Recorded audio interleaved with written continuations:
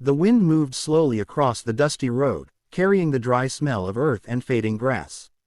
Under the pale afternoon sun, a young woman walked with slow, unsteady steps. Her worn sandals scraped against the ground as if each step demanded more strength than she had left. Maria tightened her thin shawl around her shoulders. The fabric was old and frayed, barely protecting her from the cold breeze that brushed across the open fields. One hand rested protectively on her swollen belly, her fingers trembling slightly. She hadn't eaten properly in 2 days. Her stomach twisted painfully, but the ache was nothing compared to the fear growing in her heart. Every step reminded her that she wasn't walking only for herself anymore. Inside her, her baby shifted gently. Maria paused and leaned against a wooden fence beside the road. She closed her eyes for a moment, breathing slowly as she tried to steady herself. "I know, little one," she whispered softly, rubbing her stomach. "Mama will find something. Just a little longer." In the distance, the small town of Santa Rosa stood quietly under the fading sunlight. The same town where she had grown up laughing, playing in the streets, and dreaming about a happy future. But that life felt like it belonged to someone else now. After her parents died the previous year, everything had begun to fall apart.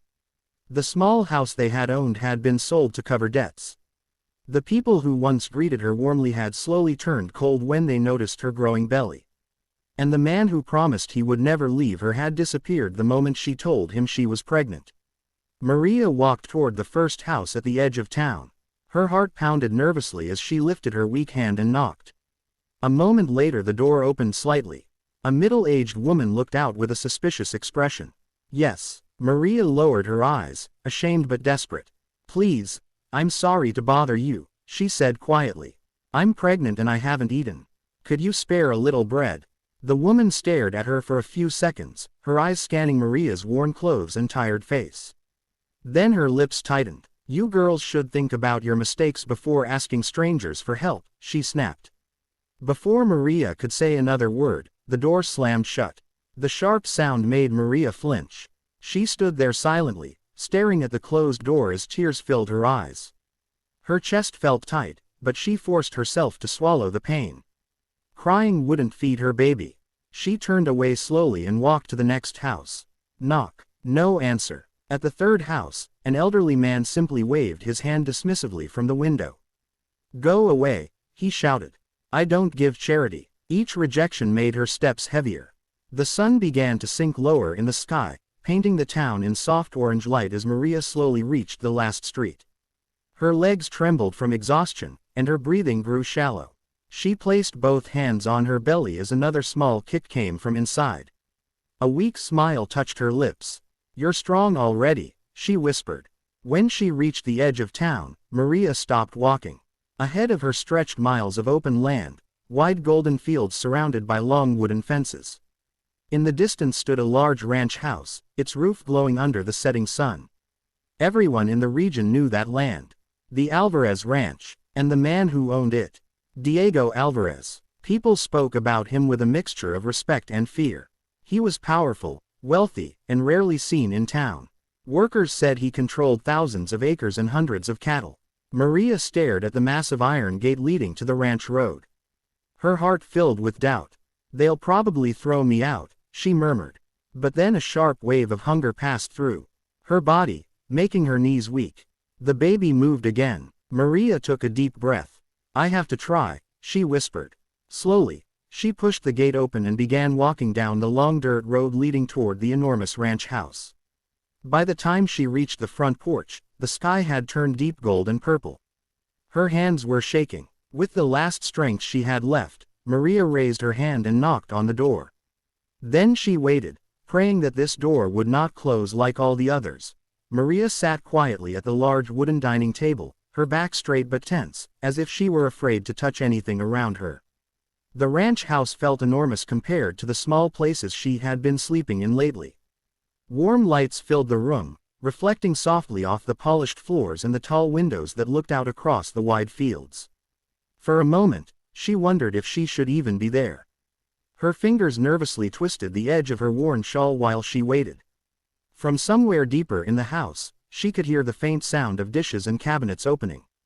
The smell of freshly cooked food slowly drifted through the air, making her stomach tighten painfully. She tried not to think about how hungry she was. A few minutes later, Diego returned from the kitchen carrying a large plate. Steam rose from the food as he set it carefully on the table in front of her. There was warm bread, rice, roasted meat, and vegetables arranged neatly on the plate. Maria stared at it, almost unable to believe it was meant for her. I can't eat all this, she said softly, her voice barely above a whisper. Diego pulled out the chair across from her and sat down calmly. You will, he replied simply. For a moment she hesitated, her hands trembling slightly as she picked up the fork. She felt embarrassed eating in front of him, especially after arriving at his door looking so desperate. But the smell was overwhelming.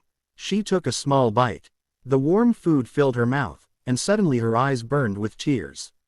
She hadn't realized how empty her body had felt until that moment. She swallowed slowly, blinking quickly as she tried to keep her emotions under control. Thank you, she whispered.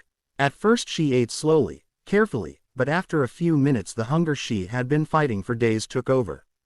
Bite after bite disappeared from the plate as Diego watched quietly from across the table.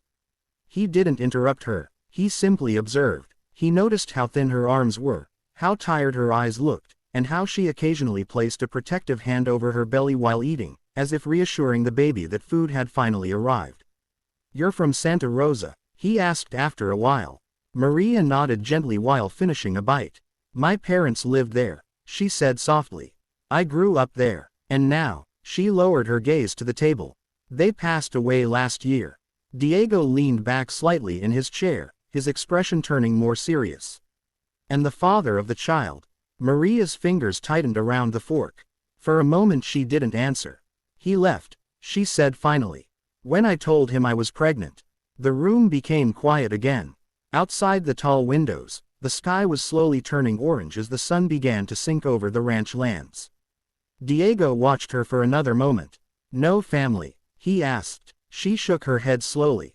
I tried finding work, she explained quietly. But once people saw my pregnancy, they stopped hiring me. Her voice carried no anger, only exhaustion. Diego understood more than she was saying. Small towns were not always kind to women in difficult situations. Maria finished the last piece of bread and wiped her eyes quickly with the back of her hand. I'm sorry, she said, pushing the plate slightly away. I didn't mean to eat so much. Diego shook his head. That's what the food was for. She gave a weak, grateful smile. After a moment she slowly stood up from the table. Thank you for your kindness, she said softly. I won't bother you anymore. She turned toward the door, preparing herself to step back into the cold evening air. Sit down. His voice stopped her instantly. Maria froze. Slowly she turned back to face him. Diego stood from his chair and walked a few steps toward the window, looking out across the endless fields of the ranch. You're not going back out there, he said firmly. Her heart began beating faster. I can't stay here, she replied nervously. People will talk. Diego shrugged lightly without turning around. People always talk. He finally looked back at her, his dark eyes calm but determined. You need food, rest, and a safe place for that child. Maria's eyes filled with tears again. But why would you help me?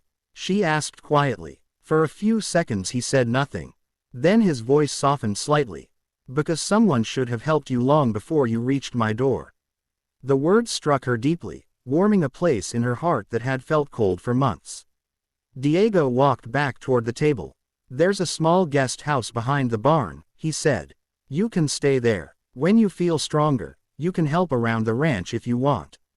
Maria covered her mouth as tears slipped down her cheeks. You'd really let me stay? She whispered. Diego nodded once. As long as you need. For the first time in months, Maria felt something she had almost forgotten. Hope. Life on the ranch slowly began to change Maria in ways she had almost forgotten were possible. The first few days were spent mostly resting in the small guest house Diego had offered her behind the barn. It was simple but warm, with a soft bed, clean blankets, and a small window that looked out over the endless golden fields. For the first time in months, Maria slept without fear. Each morning the sound of horses, cattle, and workers starting their day woke her gently. At first she moved carefully, her body still weak from weeks of hunger and exhaustion. But with regular meals and a safe place to stay, her strength slowly returned. The ranch workers quickly noticed her quiet kindness. Some greeted her shyly at first, unsure who the young pregnant woman living in the guest house was. But Maria greeted everyone with a warm smile, helping in small ways whenever she could. She began assisting in the ranch kitchen, preparing meals for the workers and organizing supplies. The work was simple, but it made her feel useful again. The cooks soon grew fond of her, often making sure she had an extra glass of milk or fresh fruit for the baby. Yet the moments Maria treasured most often happened in the quiet evenings. Many nights, after the ranch work was finished, Diego would walk past the kitchen and find Maria sitting outside on the wooden porch, watching the sunset paint the sky in deep orange and purple. At first their conversations were brief. "How are you feeling today?" he would ask. "The baby seems strong," she would reply with a small smile. Sometimes the baby would kick suddenly, making Maria laugh softly. Diego would look surprised every time it happened, as if the small life growing inside her amazed him. Weeks passed, and those quiet conversations slowly grew longer. One evening, as the sun dipped low over the distant hills, Maria noticed Diego seemed more thoughtful than usual. "You work very hard," she said gently. "Do you ever rest?" Diego gave a faint smile, leaning against the porch railing. "Work is easier than thinking too much." Maria studied his expression. "There's something you're not saying," she said softly. For a moment, Diego hesitated. It was clear he wasn't used to sharing personal things.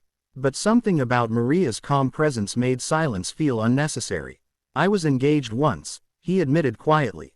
"A long time ago." Maria listened carefully. "She died in a car accident before we could get married." The evening air grew still around them.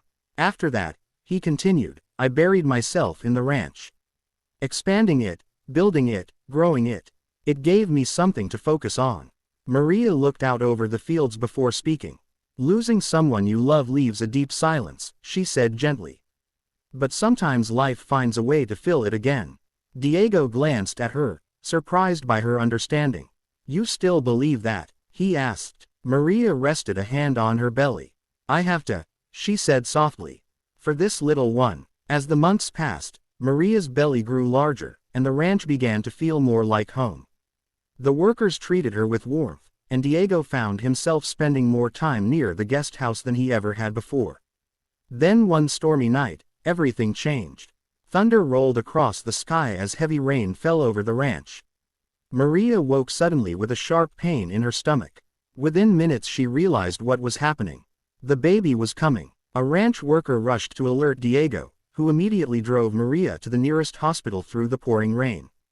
His hands gripped the steering wheel tightly, his heart racing with worry. Hours later, the sound of a newborn cry filled the hospital room. A beautiful baby girl had arrived. When the nurse placed the tiny child in Maria's arms, tears streamed down her face as she stared at the small, peaceful face of her daughter. "She's perfect," Maria whispered. Diego stood beside the bed, his strong expression softened with amazement as he gently touched the baby's tiny hand. Maria looked up at him with gratitude shining in her eyes. "You saved us," she said quietly. Diego shook his head. "No," he replied softly. He looked at the child, then back at Maria. "You both saved me." Months later, the wide fields of the ranch became the setting for a beautiful celebration. Workers, friends, and neighbors gathered beneath the open sky as Maria walked slowly toward Diego, holding her little girl in her arms. The man once known as the distant ranch king now stood smiling, waiting for the woman who had unknowingly brought life back into his world. What had begun as a desperate knock on a stranger's door had grown into something neither of them had expected, a family built from kindness, courage, and a love that had quietly changed both of their lives forever.